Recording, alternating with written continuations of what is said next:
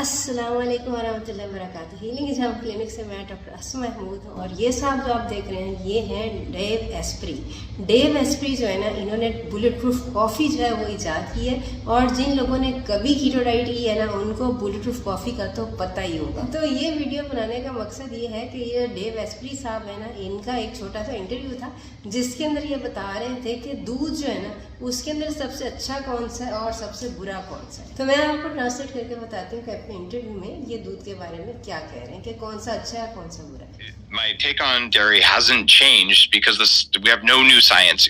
This is going back 14 years. I've been saying the same thing in the same order. The milk that's most compatible with humans, aside from human milk, is camel milk, which you can't get.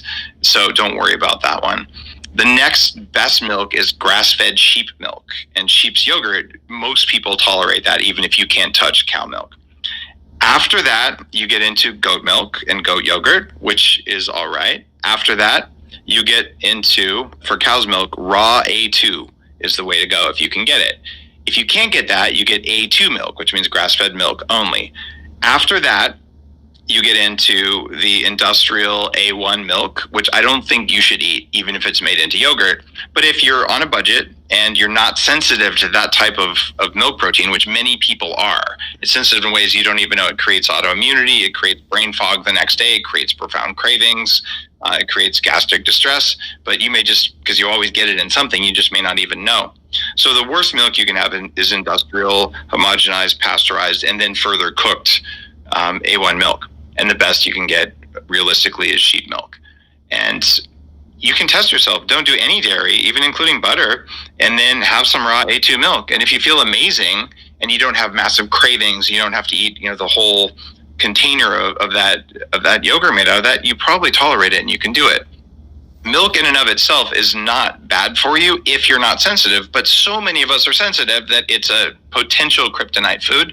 If you tolerate it, even something like a grass-fed whey protein concentrate is a great source of protein. You just don't want to have 10 tablespoons of it every day because it'll raise your insulin levels too much. So I would say include dairy protein as an affordable dairy protein. Just make it from ethically raised grass-fed cows. And there's plenty of brands that do this now. The old days of corn and soy soaked in glyphosate fed to cows, those days are over. Let's not do that. That's slightly better than eating bugs and definitely better than eating a plant-based diet. No matter how many people tell you it's going to change the carbon on Earth, it will not. तो ये आपने देखा है कि Dave esprit साहब कहते हैं कि सबसे अच्छा दूध है वो ऊँटनी का दूध है, लेकिन ऊँटनी का दूध यहाँ पे अवेलेबल ही नहीं।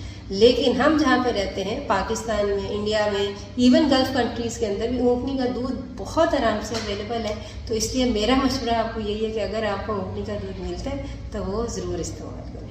ऑलरेडी हम A2 मिल्क और A1 मिल्क के ऊपर वीडियो बना चुके हैं। बेसिकली A1 मिल्क वो मिल्क होता है, वो दूध होता है जो कि हम नॉर्मली जो टीके शीके और केमिकल्स वगैरह लगा के जानवरों को वो आप निकालते हैं, जो आपको नॉर्मली मार्केट में मिलता है। जो इससे बेहतर है वो A2 मिल्क है।